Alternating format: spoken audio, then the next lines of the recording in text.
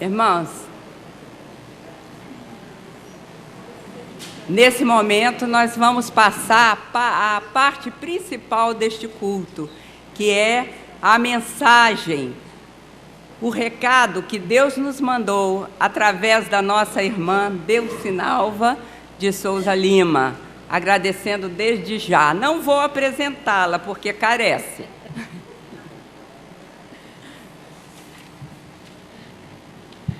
É uma alegria cada vez que eu posso compartilhar com a minha igreja a mensagem da Palavra de Deus. Eu não sei se vocês perceberam uma coisa no Pastor Dalto. Pastor Dalto, fica em pé. Fica em pé. Fica em pé, Pastor Dalto. Aqui, ó. Aqui, ó. Homenagem à Sociedade de Senhoras. Foi proposital, ele veio assim propositalmente para homenagear vocês. O pastor pertence a todas as organizações. Viu o que ele disse? O pastor pertence a todas as organizações da igreja, então ele veio homenageando vocês. Mostrando que ele está completamente integrado. A irmã Dilma me pediu que pregasse a respeito de família. E eu vou destacar algumas verdades da Palavra de Deus a respeito da família. E tenho certeza que as verdades que eu vou destacar não são desconhecidas de nenhum dos irmãos, de nenhuma das irmãs. Mas é preciso frisar essas verdades. É preciso sublinhá-las constantemente, para que nós possamos vê-las como valores eternos e para que fiquemos firmes em não nos deixar levar por ideias que surgem a respeito da família. A família está sendo atacada numa tentativa de destruí-la. Aqueles que fazem as leis, os governantes, os juízes, a imprensa, a mídia de uma forma geral, os artistas da nossa sociedade, todos parecem engajados numa cruzada contra a família. Pensam eles que passou o tempo em que a família era uma necessidade e era insubstituível.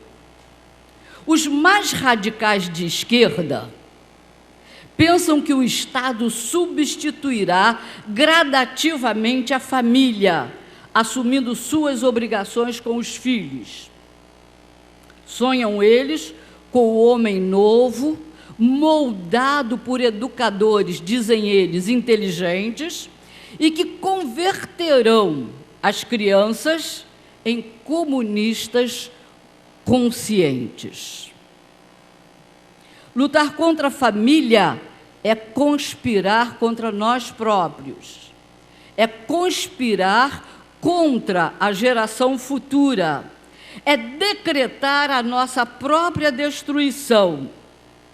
Destruir a família é provocar o colapso de toda a sociedade e de toda a moral. A família é o nosso bem maior. Você vai dizer, mas eu tenho outros bens. Pode ter, mas a família é o bem maior. Ela é o centro e ela é a sustentação de tudo.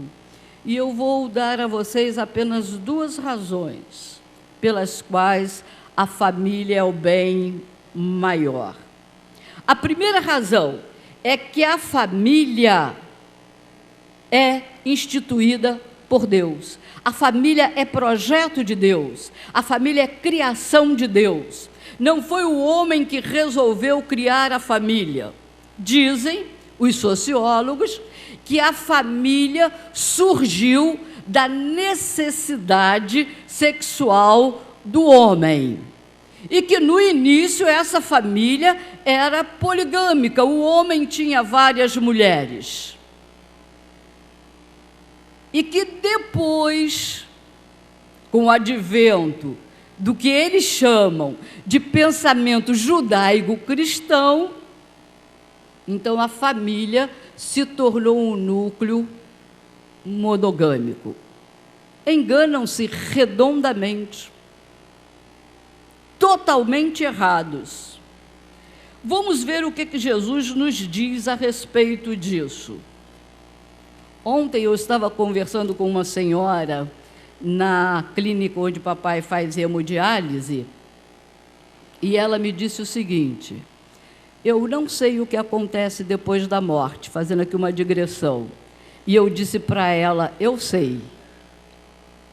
Ela olhou para mim espantada, eu disse: ó, Jesus diz assim, assim, assim, assim.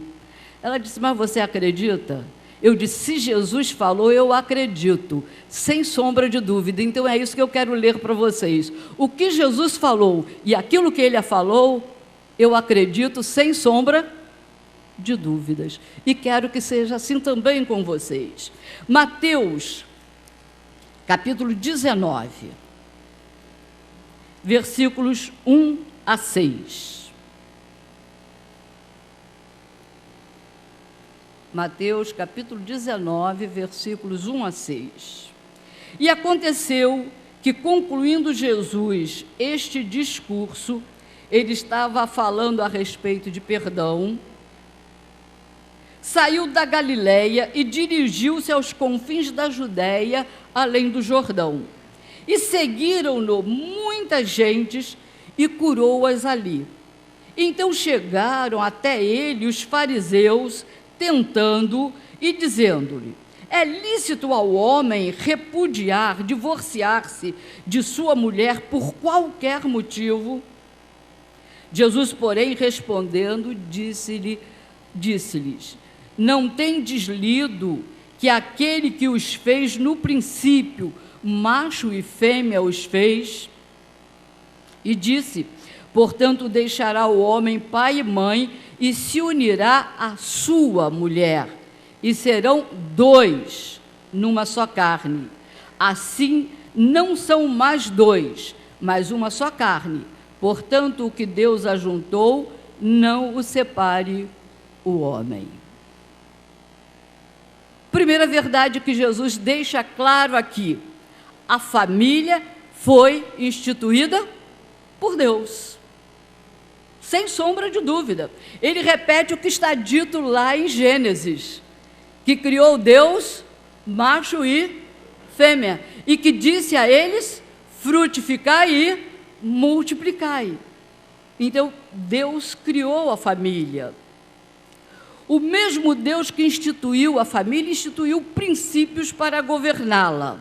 Deus criou o homem e a mulher, criou o casamento, uniu-os numa relação completa de plena comunhão emocional, espiritual e física. O casamento, segundo o preceito de Deus, é uma comunhão heterossexual. Veja o que Jesus disse: não tendes lido que aquele que os fez no princípio, macho e fêmea os fez? E disse: portanto, deixará o homem e se unirá à sua mulher. Não tem o que discutir. Casamento é comunhão heterossexual. Podem chamar outras coisas de casamento, mas diante do princípio estabelecido por Deus, nunca será casamento. A sociedade pode estabelecer leis, a sociedade pode aceitar, a sociedade pode tudo, mas diante de Deus nunca será casamento. E a Igreja de Cristo não pode ficar refém da sociedade. A Igreja de Cristo é luz e tem que brilhar como luz e tem que mostrar a verdade de Cristo. Mostrar a verdade de Cristo. Agora, aqui que estamos todos juntos. E mostrar a verdade de Cristo também quando estamos separados. Cada um no seu afazer, cada um na sua vida cotidiana. Não podemos ter medo de assumir a verdade.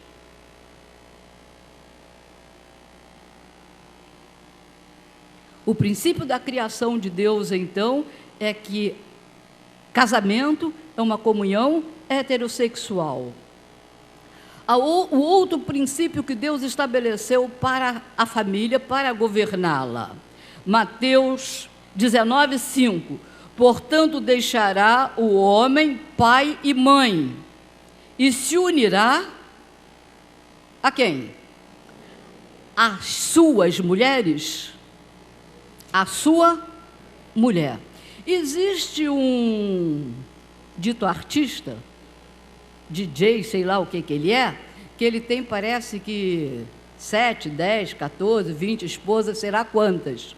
E anda a mídia a fazer propaganda disso. Isso não é casamento. Isso não é da vontade de Deus. Isso não é princípio estabelecido por Deus. Porque o segundo princípio estabelecido por Deus para o casamento é que casamento é uma união monogâmica. É um homem e uma mulher que juntos determinam viver e formar um núcleo familiar. O que passar disso é imoralidade. O que passar disso é ofensa contra Deus. O que passar disso é apenas a concupiscência humana mandando naquilo que o homem faz. Quando eu digo homem, eu estou generalizando, homem e mulher. O casamento, então, é monogâmico, foi assim instituído na criação, foi sancionado na lei que Deus deu ao povo de Israel, e foi também reafirmado na época da graça. Foi reafirmado por Jesus, como a gente está vendo nesse texto, e foi reafirmado também pelos apóstolos. Nós não temos como fugir disso. A incidência da poligamia na história humana foi fruto da desobediência do ser humano a Deus e trouxe graves consequências à sociedade. Aqueles que hoje defendem a poligamia se opõem frontalmente a um princípio estabelecido por Deus desde a criação. Você pode estar lembrando, mas os muçulmanos podem ter até 4 mulheres. Mas quem disse que eles estão submetidos à verdade de Deus? Mas o Deus deles não é o mesmo Deus nosso? Não, não é. Eles não creem no Deus Pai de nosso Senhor Jesus Cristo. Então não é o mesmo Deus. É um Deus criado por eles, com normas criadas por eles também. Nós não podemos pensar que eles têm a verdade e que nós já não a temos mais. Nós temos a verdade, porque Jesus Cristo é a verdade. E nós precisamos pautar a nossa vida, o nosso comportamento, pela verdade que é Jesus. Primeira verdade sobre a família, o casamento instituído por Deus. Ele é uma união heterossexual. Ele é uma união monogâmica. E ele é uma união indissolúvel, na qual deve haver plena lealdade. Jesus diz no versículo 5, versículo 6, assim não são mais 2, mas uma só carne. Portanto, o que Deus ajuntou, não separe o homem. Disseram-lhe eles: então por que mandou Moisés dar-lhe carta de divórcio e repudiar a mulher? Disse Jesus a eles: Moisés, por causa da dureza dos vossos corações, permitiu repudiar vossas mulheres, mas ao princípio não foi assim. Não fez parte do plano de Deus para a família o divórcio. Os índices de infidelidade conjugal no Brasil são alarmantes. 75% dos homens declaram já ter traído o seu cônjuge.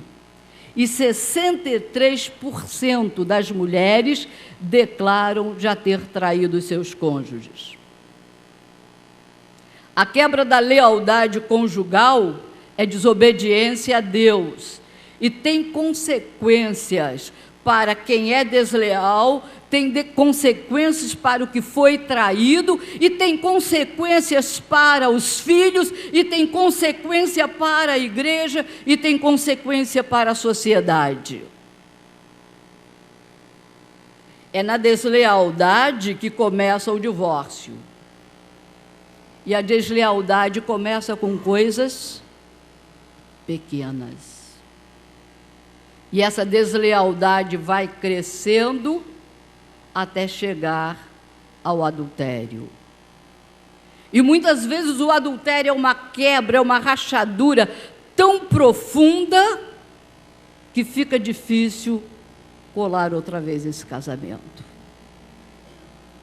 Então é preferível cuidar agora para que não haja deslealdade. Deslealdade aqui, no pensamento, deslealdade aqui nas palavras, deslealdade em atitudes. O divórcio não foi instituído por Deus. Deus instituiu o casamento e não o divórcio. Nota que Moisés permitiu, não foi Deus que permitiu. O que Deus disse foi: vá lá por causa da dureza do coração dos homens. E nota que os homens naquela época que podiam se divorciar, e as mulheres não podiam. Foi a dureza que fez com que... mas os homens hoje continuam duros, então, não. Nós somos novas criaturas, criados em Cristo Jesus para as boas obras. E dentre as boas obras está a lealdade no casamento, a permanência no casamento. Nós não temos nada com eles, nós temos a ver com Cristo e com o fato de sermos novas criaturas. Não há casamento perfeito, todos nós sabemos disso. Você pode olhar um casal e achar que aquele casal é um casal perfeito. Não é. Se você for conviver com ele 24 horas, você vai ver que não é perfeito. Por que não há casamento perfeito? Tem ser humano perfeito? Não tem. Você é perfeito? Não é. Então, sua esposa, seu esposo também não tem perfeição. Se os indivíduos que se casam não são perfeitos, o casamento também não é perfeito. Todos os casais enfrentam problemas, de uma espécie ou de outra. Mas esses problemas devem ser solucionados antes que eles cresçam e virem bola de neve. E que vá rolando e aumentando, aumentando, aumentando. A solução só será encontrada quando marido e mulher reconhecerem cada um sua participação nos problemas conjugais e buscarem juntos a solução para esses problemas, buscarem em Cristo, buscarem ajuda pastoral, solucionar esses problemas. Mas o problema só é resolvido se eles procuram juntos. Não adianta a esposa querer solucionar o casamento, e se o marido não quer? O problema vai continuar. É preciso que esposa e esposo juntos busquem solução do seu problema. O casamento é uma união indissolúvel. É verdade que acontece crentes se divorciarem. Não fugimos a essa realidade, dura realidade. Mas o divórcio traz marcas indeléveis naqueles que se divorciaram e nos filhos. O ideal é problemas sejam solucionados e o casamento seja mantido. Aqueles que se divorciaram, casaram outra vez, você consegue pegar um ovo frito e colocar esse ovo frito de volta na casca? Não consegue. Então a misericórdia de Deus atinge esses que não podem mais voltar à casca. Não podem mais voltar à origem. Deus é misericordioso e os perdoa e os recebe. Mas nós precisamos formar consciência e formar propósito e dizer: não quero, vou fazer o impossível para manter o casamento. Uma outra verdade que eu quero destacar sobre o casamento é que ele é de grande valor, porque Deus o estabeleceu para a criação dos filhos. Nós estamos vendo uma geração de crianças que está ficando sem os pais. Eu digo sem pai e sem mãe, porque ambos têm responsabilidade na criação dos filhos. E quando a gente pensa em filhos, vamos pensar também em netos. Avós e avós têm responsabilidade também de ser exemplo para os seus netos, de inculcar neles a verdade cristã, de com a vida, com a palavra, mostrar o valor da família, mostrar que, sogras, o seu genro tem defeitos, mas ele é o seu genro, o pai de seus netos, e ele também tem virtudes, então veja as virtudes. Sogro, veja as virtudes da sua nora. Mostre isso para os seus netos, valorize para eles os pais, a família que tem. Não trate de problemas com as crianças ou fazendo das crianças joguete entre um e outro. Papai, mamãe, não trate dos seus problemas colocando os seus problemas em cima das crianças. Não trate dos seus problemas colocando as crianças contra o pai ou contra a mãe. Está vendo a sua mãe como é que é? Está vendo o seu pai o que faz comigo? Isso não resolve problemas, isso aumenta problemas. Isso cria frustrações e temores nas crianças, insegurança. Nós precisamos de lares firmes, casas construídas sobre a rocha, e a rocha é Jesus Cristo. Não se deixe levar por aqueles que não temem a Deus e que querem destruir a família. Preserve a sua família, preserve a instituição familiar,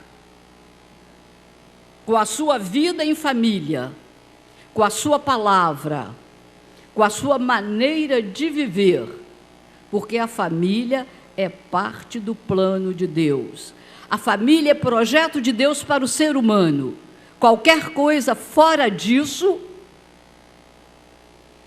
não faz parte do plano de Deus. Qualquer coisa fora disso é imoralidade, é desobediência, é rebelião contra Deus. E nós somos novas criaturas, nascidos em Cristo Jesus para as boas obras. E nós somos também luz do mundo. Brilhemos, que o mundo veja em nós, que o mundo veja em nossa família a realidade do plano de Deus para as nossas vidas e para a vida dos nossos filhos, nossos netos, nossos familiares, e que o mundo, olhando para nós, diga: é isso que eu também quero para mim. Que Deus nos abençoe.